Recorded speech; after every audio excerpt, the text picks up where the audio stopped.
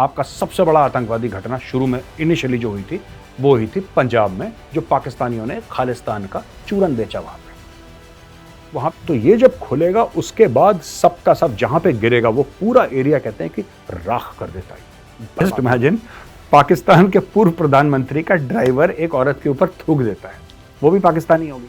सारे के सारे फटने को तैयार हो, बटन दबा के ऊपर स्ट्रेट बटन दबाया, 72 हूर। जय हिंद दोस्तों, मैं हूं मेजर गौरवारी और आप देख रहे हैं तो चाणक्य डायलॉग्स। इस वीडियो को लाइक करिए, हमारे चैनल को सब्सक्राइब करिए, बेल आइकन दबाना बिल्कुल ना भूलिएगा। दोस्तों, आर्मी, नेवी और एयरफोर्स को मॉडर्न यानी कि आधुनिक हथियारों से लैस किया जा रहा है। मेरे पास एक रिपोर्ट है और मैं जब आपको ये बातें बताऊंगा कि क्या क्या इंडियन नेवी, फिर मैं फौज पे चलूंगा, I go to the Indian army, but सबसे पहले नेवी की बात कर लेते हैं दोस्तों। इसमें थोड़ा सा मैं एयरफोर्स के बारे में भी आपको बताऊंगा। नेवी के लिए जो खरीदा जा रहा है वो जबरदस्त है, दैट इज फैंटास्टिक। जिस तरीके से नेवी ग्रो कर रही है, और बहुत समय से, कई दशकों से हमने इंडियन नेवी को इग्नोर करा।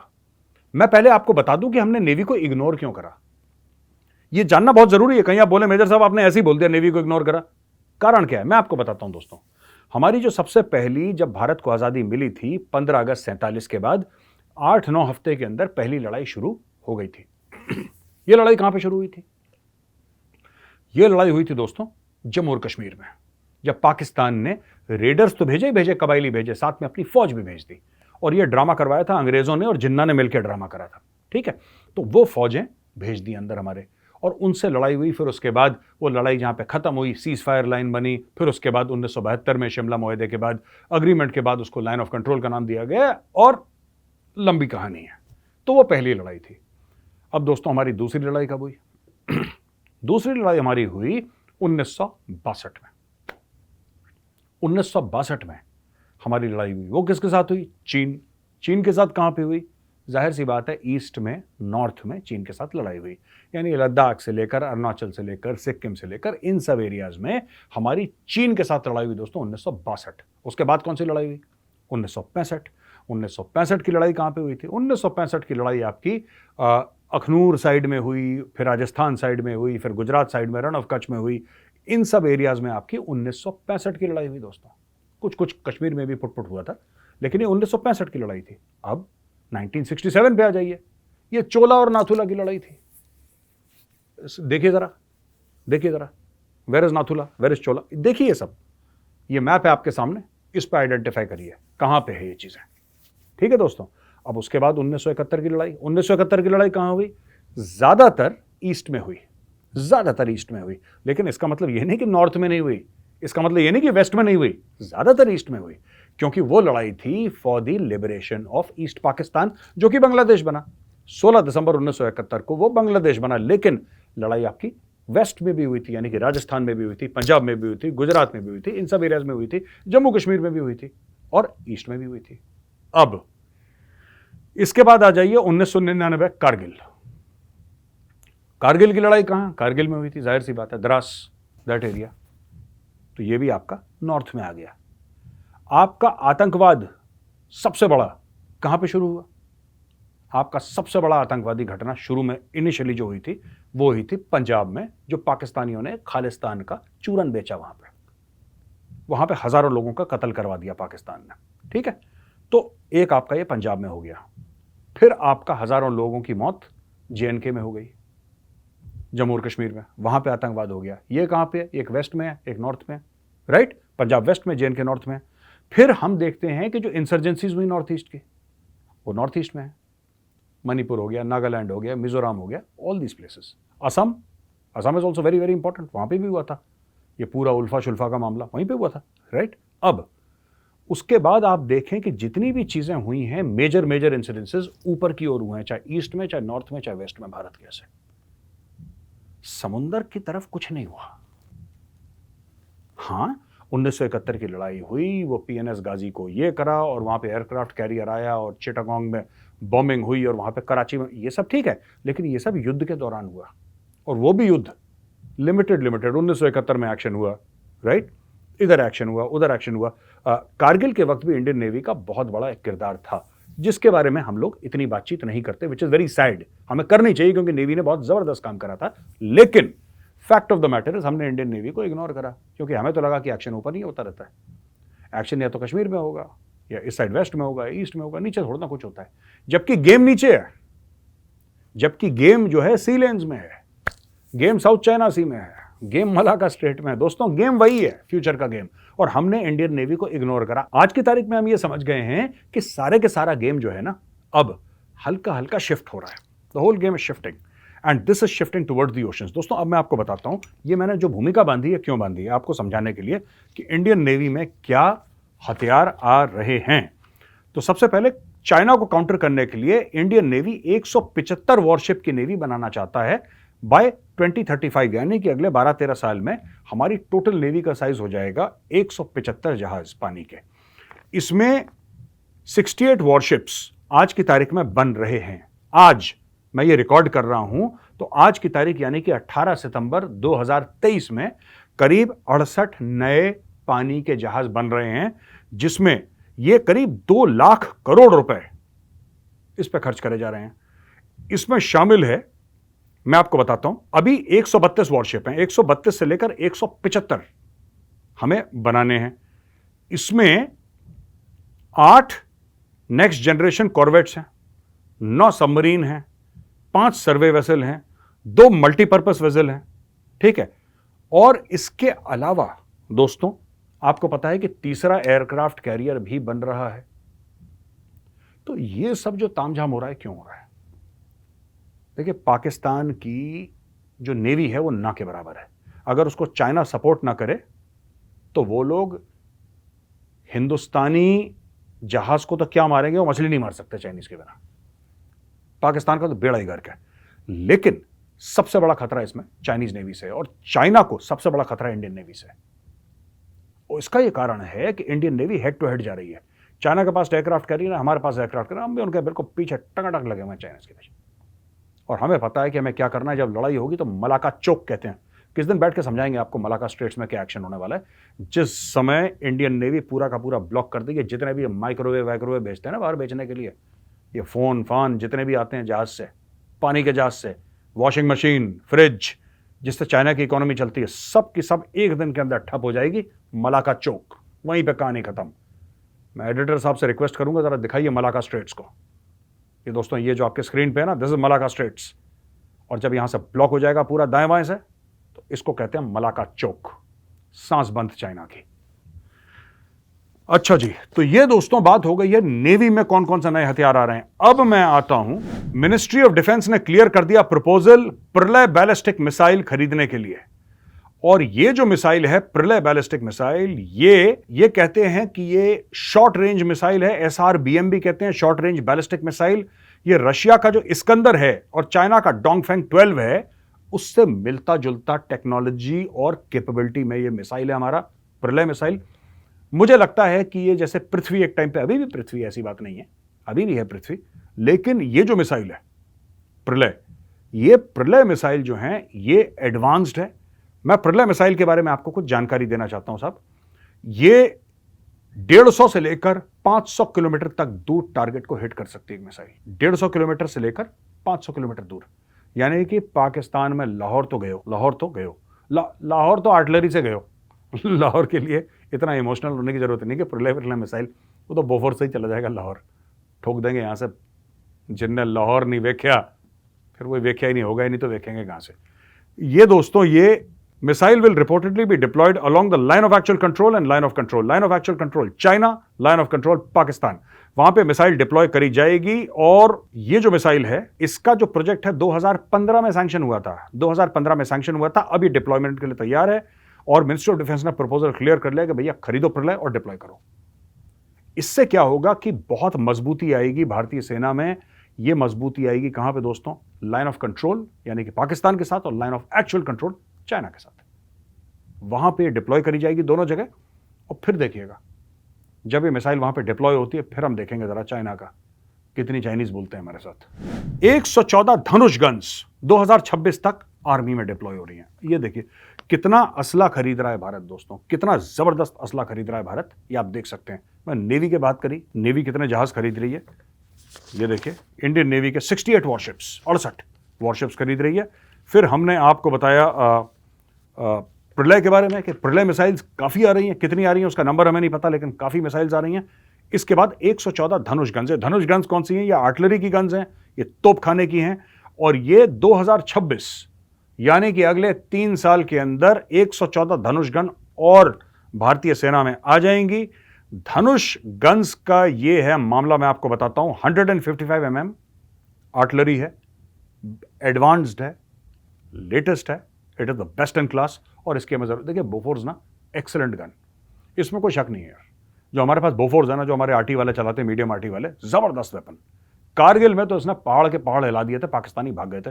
बोफोर्स देखते ही पाकिस्तानी भागते थे, कभी मौत बरसाएगी बोफोर्स।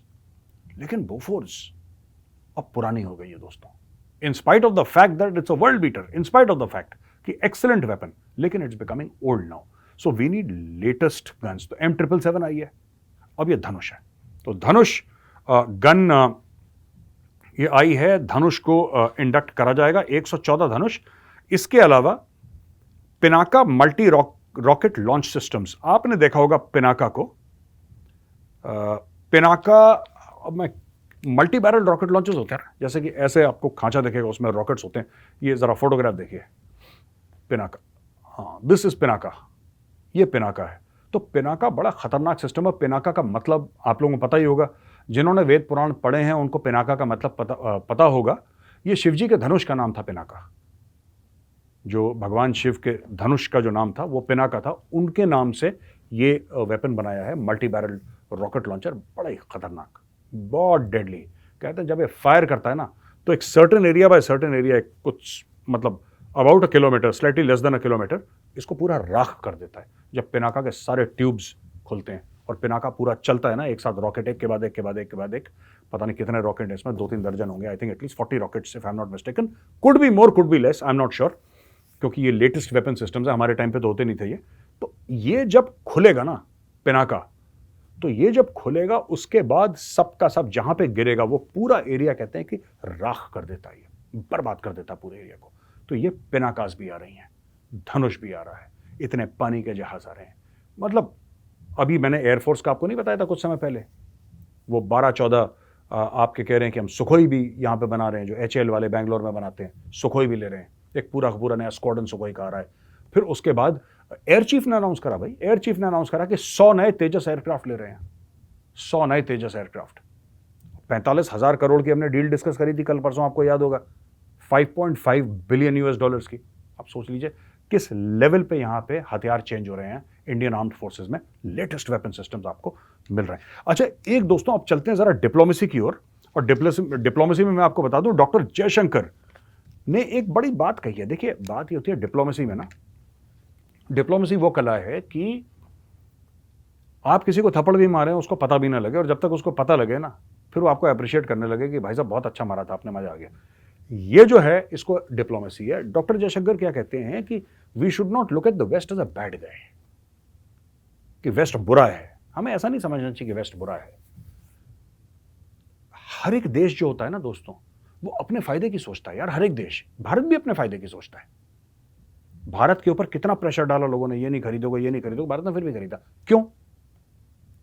क्यों? लोग कहते हैं यार मोदी जी ये नहीं कर रहे। देखो सुनो, मोदी जी को यह पता है कि वो भारत के प्रधानमंत्री हैं। मोदी जी यूक्रेन या रशिया के प्रधानमंत्री नहीं है, ना मोदी जी अमेरिका के प्रेसिडेंट हैं, ना रशिया के हैं। वो इंडिया के प्राइम मिनिस्टर हैं। उनके लिए India comes first. For you also India comes first, for me also India comes first, and that is the way it should be, and that is the way it is. ऐसा ही होना चाहिए और ऐसा है भी। सर्वप्रथम भारत। और मैं तो और अगले लेवल का खिलाड़ी हूं, दुनिया गई भाड़ में सबसे पहले भारत।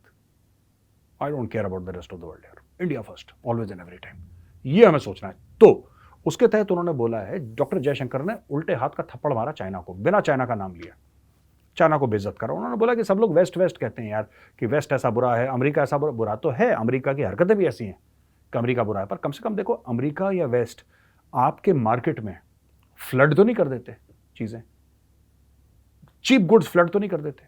अब छोटी सी चीजें आप अभी इंडिया में, अब इसके ऊपर काम होना शुरू हुआ है पिछले 4-5 साल से।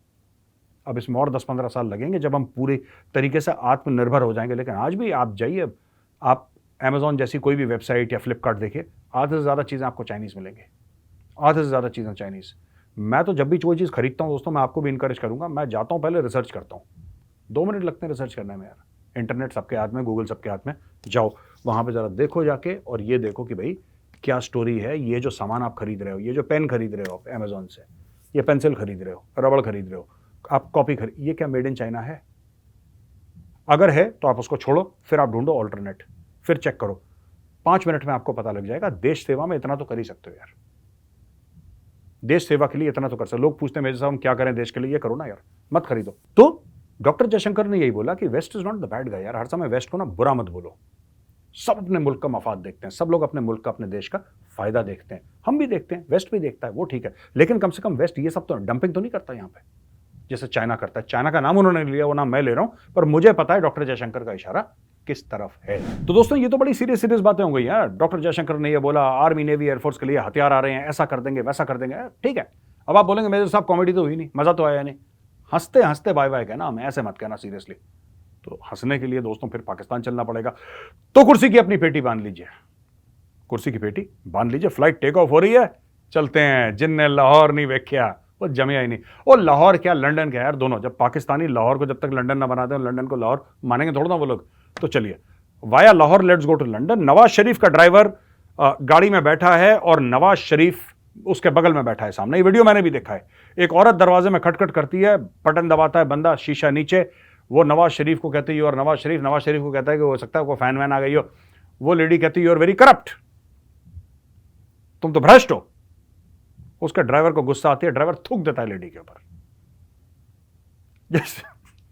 जस्ट इमेजिन, पाकिस्तान के पूर्व प्रधानमंत्री का ड्राइवर एक औरत के ऊपर थूक देता है। वो भी पाकिस्तानी होगी, उसको भी आदत है, इनको भी ये ऐसे ही करते हैं एक दूसरे के लिए। It's so sad. मैं हंस रहा हूं बट इट्स सो सैड यार। There is a lady whose, और उसको भी नहीं करना चाहिए था। मैं कह रहा हूं कि वो जो लेडी ने पूछा, उसको तुम्हें क्या जरूरत है यार, तुम्हें क्या जरूरत है पाकिस्तानी पॉलिटिक्स में पढ़ने की? अगर तुम यूके की सिटीजन हो तो ऐश करो यार, ऐश करो। सब क्रांतिकारी, सारे के सारे पाकिस्तानी क्रांतिकारी बनते हैं पाकिस्तान के बाहर जाके। पाकिस्तान के अंदर कोई क्रांतिकारी नहीं है, कोई इनकलाब पाकिस्तान के अंदर से नहीं लाना चाहता। सब लंदन में बैठ के इनकलाब लाना चाहते हैं। ये इनकी चोरी है सबसे बड़ी। तो उनके ड्राइवर ने, Nawaz Sharif driver spits on the face of a woman in London for calling his boss corrupt. Driver के बॉस यानी ड्राइवर का बॉस नवाज शरीफ बगल में बैठा है। उस औरत ने बोला कि तुम भ्रष्ट हो, तुम करप्ट हो। उसने थूक दिया थू उसके मुंह पे और गाड़ी आगे ले गया। ये स्टोरी है पाकिस्तान की। तो दोस्तों आखिरी खबर भी पाकिस्तान से है, और देखिए कितना बुरा हाल हो रखा है पाकिस्तान का। एक लड़की है, ईसाई लड़की है, क्रिश्चियन लड़की, जिसका नाम है एरिका रॉबिन। ये कराची बेस्ड है, ये शायद पाकिस्तान में ही पैदा हुई है, और ये मिस यूनिवर्स के लिए she is a contender. Miss Universe के लिए ये जा रही है। और ये लड़की बड़ी, आई थिंक ये तो छोटी है अभी उम्र में बहुत, और ये जा रही है मिस यूनिवर्स के लिए, pageant to be held in El Salvador later this year.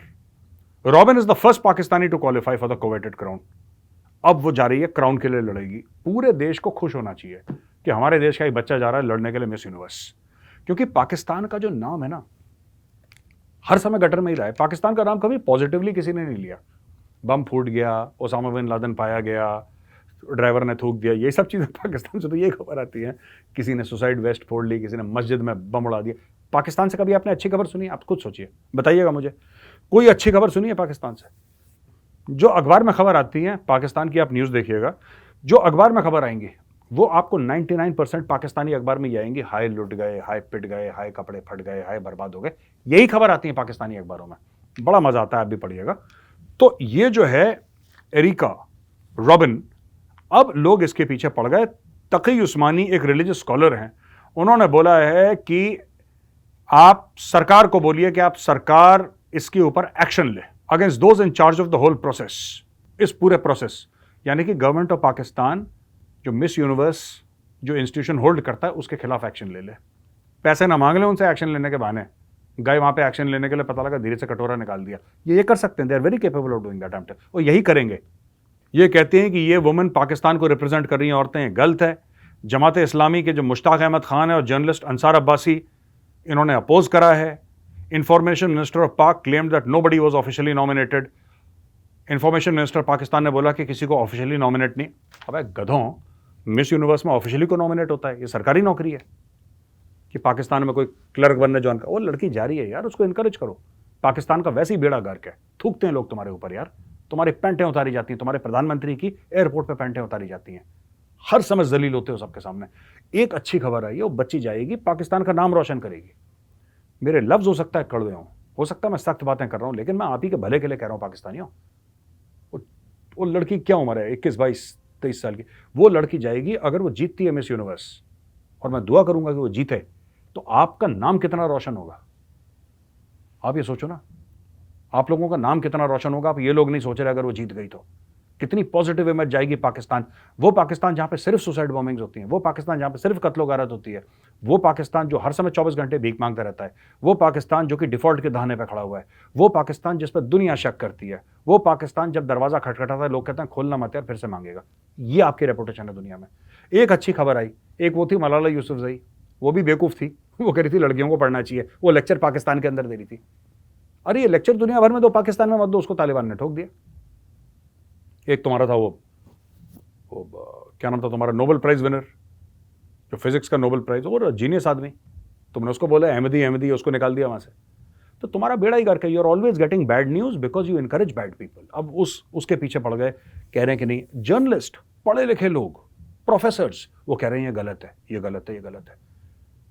तो दोस्तों, मैं पाकिस्तानियों को आखिरी में यही बोलना चाहता हूं कि फिर तुम लोग क्यों परेशान होते हो। अगर तहरीक तालिबान पाकिस्तान पूरे पाकिस्तान पे कब्जा करना चाहता है, तुम्हारे कॉन्स्टिट्यूशन को फाड़ के फेंकना चाहता है और वहां पे शरिया नाफिज करना चाहता है पाकिस्तान में, तो तुम्हें क्यों प्रॉब्लम होती है पाकिस्तानियों। तुम्हें तो वेलकम करना चाहिए टीटीपी को, क्योंकि तुम्हारा माइंडसेट टीटीपी वाला है। तुम्हारा चाहे डॉक्टर बन जाए, चाहे प्रोफेसर बन जाए, चाहे कुछ बन जाए, दिमाग उसका ओसामा बिन लादेन का है तुम्हारी पूरी कौम रेडिकलाइज्ड पाकिस्तानी। सारे के सारे फटने को तैयार हो, बटन दबा के ऊपर स्ट्रेट बटन दबाया, 72 हूर, बल्ब जैसे जलता है वैसे 72 हूर ऊपर मिल गई। तुम लोग चाहते हुए करना। ओ भाई, इनकरेज दैट गर्ल, वो अच्छा काम कर रही है, वो देश का नाम रोशन होगा अगर वो जीत गई तो। एंड फॉर योर सेक तुम लोग हर जगह जलील होते हो। एक अच्छी खबर आई, तुम्हें वो भी हजम नहीं हुआ पाकिस्तानियों। क्या करें, एक जानवर है जिसको घी हजम नहीं होता। Anyway, अच्छा दोस्तों, कुछ कमेंट्स हैं, कुछ क्वेश्चंस हैं, मैं एड्रेस करने वाला हूं। मैंने पहले भी आपको एक बार वादा करा था कि मैं क्वेश्चंस आपके टेकअप करूंगा, तो ये मैं क्वेश्चन जरूर टेकअप करूंगा। आज से मैं शुरू कर रहा हूं और हर रोज का सिलसिला है। 4 क्वेश्चंस मैं हर रोज टेकअप करूंगा, हिंदी के लिए और इंग्लिश के लिए। Let's make Chanakya dialogues more interactive. आप और हम आपस में बात भी करते हैं ना, और ना आप सोचेंगे यार ये मेजर साहब डेली हमें लेक्चर देते हैं, आधे घंटे का 20 मिनट का, हम बोर हो गए मेजर साहब से। नहीं, ऐसा मत करिए, लेट्स मेक इट इंटरैक्टिव। तो ये जो है जनाब, ये anonymous fellow Indian, anonymous fellow Indian भाई, सलूट आपको। ये कहते हैं make numbered series of episodes explaining the lies of Pakistan told to Pakistan public.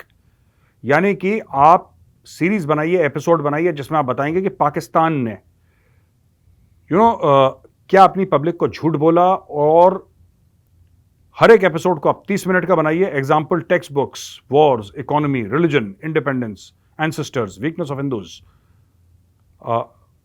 Muslim rulers had actually lost their empires and kingdoms to Hindus and Sikhs rulers much before English came to India and took over, etc. ये anonymous fellow Indian, देखिए, मैं आपकी बात से बिल्कुल सहमत हूं कि पाकिस्तान को एक्सपोज करना चाहिए, लेकिन मैं आपको बताता हूं 2-3 बातें इसमें। मैं अग्री करता हूं और मैं बनाऊंगा भी इसको, लेकिन अलग अलग नहीं। देखिए, पाकिस्तान को इतनी तवज्जो हमें नहीं देनी चाहिए। पाकिस्तान अगर उस झूठ से निकल गया, पाकिस्तान की तरक्की पाकिस्तानियों ने ही रोक रखी है। वो यहूदियों पर मलबा डाल देते हैं, हिंदुओं पर मलबा डाल देते हैं, खुद नालायक हैं, खुद आपस में झूठ बोलते हैं, जिसकी वजह से तरक्की रुकी है। आप क्या चाहते हैं कि पाकिस्तान एक्चुअली तरक्की करे, उनको सच समझ में आ जाए और वो तरक्की करे? नहीं, उनको पड़े रहने दो, जिस कूड़ेदान में पड़े, लेट देम बी देयर। मैं तो आपको सिर्फ एक चीज बोलता हूं कि पाकिस्तान को मैं क्यों डील करता हूं रोज अपने शोज पे। It is the funniest nation on earth. Pakistan comedy provide करता है, पाकिस्तान कंटेंट। लोग कहते हैं साहब चाइना के बारे में आप नहीं बोलते, पाकिस्तान चाइना के बारे में, चाइना से कुछ मजेदार खबर ही नहीं आती। चाइना से बोरिंग लोग हैं वो। पाकिस्तानियों को देखो, वो प्रधानमंत्री का ड्राइवर ठोक रहा है किसी के ऊपर, ये तो खबर देते हैं ये लोग पाकिस्तानी रोज, ये इनका स्टैंडर्ड है, तो हम भी मजे लेते हैं। आप सोचिए, 25 करोड़ की कौम रोज रोज लगातार कपिल शर्मा के एपिसोड कर रही है रोज, है ना मजेदार बात। खैर, देखिए, जो पाकिस्तानी झूठ, ये इनके डीएनए में है। हम इंडियंस को तो बता सकते हैं, लेकिन पाकिस्तानियों पे कोई फर्क नहीं पड़ेगा। मैं एक दिन एपिसोड करूंगा, एक तो करूंगा, ये मेरा आपसे वादा है। 1 episode I will do, and specially for this, कि पाकिस्तानियों ने झूठ क्या बोला है अपने लोगों से। I can not promise many episode, but 1 good episode I will do on various Pakistani lies. दूसरा कमेंट हमारे पास आया है क्यूरियस सिनिक 4357. ये भाई कैसा नाम है आपका, curious scenic 4357. Anyway, the massive process of restoring the immense heritage and rich diversity evolved over 10,000 years is now well underway. यानी कि जो हमारा हेरिटेज था, जो हमारा कल्चर था, हमारी संस्कृति थी, उसको रिस्टोर करना, यानी कि उसको वापस लाना, जो हमारी रिच कल्चर था, बड़ा बढ़िया जो हमारा कल्चर था, हमारी संस्कृति थी 10,000 साल पुरानी, उसको वापस लाने का काम शुरू हो गया है और इसको काफ़ी बिगाड़ा गया, काफ़ी क्षति पहुंचाई गई कई सेंचुरीज से. तो Narendra Modi set this ugly process to retreat in every area, यानी कि मोदी जी ने इसको रिट्रीट करने का मजबूर कर दिया. जो ये विकृतियां आ गई थी ना, जो बाहर की तरफ से, इनको निकाल रहे हैं. And the residue continues to well in the opposition trash. अब ये मुझे समझ में नहीं आया भाई, क्यूरियस सिनिक, बट मैं बता देता हूँ कि हाँ, ये जो हमारा कल्चर है, देखिए हम ये नहीं कह रहे कि किसी और देश का कल्चर खराब है, ऐसा बिल्कुल भी नहीं है. मैं नहीं मानता. कई लोग कहते हैं कि नहीं, बाहर का हमें देखना नहीं चाहिए. क्यों नहीं देखना चाहिए यार? It's a global village in the sense that you know everybody's culture is worthy of respect यार. हर एक कंट्री का जो कल्चर है ना, उसकी हमें इज्जत करनी चाहिए. लेकिन हमें यह भी पहचान होनी चाहिए कि ये हमारा कल्चर है, भारत का कल्चर हमारा कल्चर है. हम ये नहीं कह सकते कि भारत के कल्चर को फेंक दो, रिजेक्ट कर दो और बाहर का कल्चर इंपोर्ट कर दो. आपने कभी देखा होगा कि आपने खबर सुनी होगी, सरकार बाहर से पेड़ लेकर आई, पेड़ यहां पे लगाए, पेड़ मर गए. ठीक है, अक्सर ऐसा होता है. एक दो पहले हुआ भी था 80s 90s में कि कहीं राजस्थान या पता नहीं कहाँ पे, some desert area, could be Ladakh is also cold desert, ये राजस्थान गुजरात में कहीं सरकार लाई, उन्होंने पेड़ लगाए बाहर से, वो पेड़ मर गए. वो पेड़ मरेंगे, जो उस मिट्टी से जुड़ा नहीं होता पेड़ मर जाता है. आप अगर कल्चर बाहर से इंपोर्ट करेंगे, ठीक है, और आप सोचेंगे कि हिंदुस्तान की मिट्टी में वो रस बच जाए, वो कुछ समय के लिए चलेगा, हो सकता है कभी कभी फल भी दे दे, लेकिन लॉन्ग टर्म खेल तो यहीं का पेड़ यहीं पे फल देगा, क्योंकि उसको यहीं की मिट्टी, यहीं की खाद, यहीं का पानी, यहीं की हवा, यहीं के मौसम सूट करते हैं दोस्तों. अच्छा जी, ये अरविंद शर्मा जी हैं 9196, अरविंद शर्मा 9196. मेजर साहब प्रार्थना मत करिए साहब, आप आदेश करिए. शर्मा जी क्या बात कर रहे हैं, हाथ मत जोड़िए, आप आदेश करिए. अनंतनाग में हमारे शहीदों पर एनकाउंटर पर एक वीडियो जरूर बनाएं. शर्मा जी, ये वीडियो बन चुका है एक्चुअली. अगर आप देखेंगे मेजरली राइट पे आप जाइए, वहां पे भी वीडियो, और यहां पे भी हम बात कर चुके हैं उसकी, वो वीडियो बन चुका है. साहब, यदि 19 RR में आपके जानकार ऑफिसर हैं तो उन तक मेरी प्रार्थना पहुंचा दीजिएगा कि साहब इन आतंकवादियों को कुत्ते की मौत मारे. बहुत दर्द है मेरे शहीदों का. जय हिंद. जय हिंद शर्मा जी, आप बिल्कुल ठीक कह रहे हैं. हाँ, 19 RR में मेरी पहचान है, मैं अच्छी तरीके से जानता हूँ उस यूनिट को, उसके साथ मैं 1 हफ्ता रह चुका हूँ. मैं आपकी बात उन तक ज़रूर पहुँचाऊँगा. और हाँ, जहाँ तक उनको कुत्ते की मौत मारना है, कुत्ते की नहीं, सुअर वाला प्लान है वहाँ पे, प्लान अलग चल रहा है, और पक्का वो जहन्नुम जाएंगे बहुत जल्दी, ज़्यादा देर नहीं लगेगी. और आगे कुछ प्लान चेंज भी होंगे कि ऐसी चीज़ दोबारा ना हो, वो भी बातचीत चल रही है. क्या है, मैं इस वक्त ये सब चीज़ें नहीं बताऊँगा. अच्छा, आखिरी में आते हैं Arun Kumar 2508. Major Saab, you said very well, we as an Indian feel more confident and respect has increased among foreigners. That I'm telling you from my own experience. I live in Switzerland after successful mission Chandrayaan 3. ये कह रहे हैं कि जो अरुण कुमार जी हैं, अरुण कुमार जी का कहना है कि साहब, मेजर साहब आपने ठीक बोला, हमारी इज्जत बढ़ गई है, और जब से चंद्रयान 3 का सक्सेसफुल लॉन्च हुआ है, तो मैं जिस कंपनी में काम करता हूँ, ये कह रहे हैं अरुण कुमार जी कि मैं जिस कंपनी में काम करता हूँ, वहाँ के कह रहे हैं मेरे बॉस और CSO ने आके मुझे कॉन्ग्रेचुलेट करा और बोला कि ज़बरदस्त काम कर दिया इंडिया ने. मुझे बहुत गर्व महसूस हुआ. जाहिर सी बात है, हम लोगों को भी गर्व महसूस हुआ. चंद्रयान 3 देखिए, पाकिस्तान जैसे देश, चंद्रयान 2 जब इतना सक्सेसफुल नहीं हुआ, काफ़ी हद तक सक्सेस हुआ, लेकिन लास्ट में वो थोड़ा सा लड़खड़ा गया, तो खूब पाकिस्तान में मीम्स बनाए गए. वो मीम फैक्ट्री है पाकिस्तान ने सुई तक नहीं बनाई, पाकिस्तान सिर्फ मीम बनाता है. वो तो देश है Pakistan, that can only make memes. आपने कभी सुना पाकिस्तान ने टेलीविजन बनाया, पाकिस्तान ने गाड़ी बनाई, पाकिस्तान ने जहाज़ बनाया, पाकिस्तान ने कुछ भी बनाया? वो JF थंडर भी चाइनीज़ है, पाकिस्तानी नहीं है वो. कभी कुछ सुना पाकिस्तान के शूज़ का ब्रांड है, या पाकिस्तान ने कोई रेडियो पाकिस्तान ने कुछ नहीं बनाया. पाकिस्तान ने सिर्फ मीम बनाए हैं. इतने मीम बना दिए पाकिस्तानियों ने कि वो पूरा मुल्क मीम बन गया है. पर वी आर डिफरेंट. चंद्रयान 3 के लिए आपको भी और पूरे देश को एक बार फिर मुबारकबाद. बहुत बड़ी बात है, ये बहुत बड़ी बात है. यहाँ पे नासा आके स्टडी कर रहा है कि भाई लोग आपने इतने कम पैसे में ऐसा सक्सेसफुल मून मिशन कैसे लॉन्च करा है। तो दोस्तों मैं आपसे आग्रह करूंगा, मेरी आपसे रिक्वेस्ट होगी कि इस बार सवाल पूछिएगा, ठीक है, सवाल पूछिएगा। मैं हर रोज 4 सवाल चूज करूंगा और 4 सवालों का जवाब दूंगा रोज के रोज, ठीक है जी। और जिन लोगों ने मेजरली राइट को सब्सक्राइब नहीं करा है तो एक बार मेजरली राइट का जाके बेल आइकन जरूर दबा दीजिएगा, ठीक है ना, सब्सक्राइब कर लीजिएगा। तो वहां पे शॉर्ट फॉर्मेट के वीडियोस आपको रोज मिलेंगे। तो दोस्तों यहीं पे वीडियो खत्म होता है। वीडियो पसंद आए तो इस वीडियो को लाइक करिए, हमारे चैनल को सब्सक्राइब करिए, बेल आइकन दबाना बिल्कुल मत भूलिएगा। जय हिंद, वंदे मातरम, भारत माता की जय।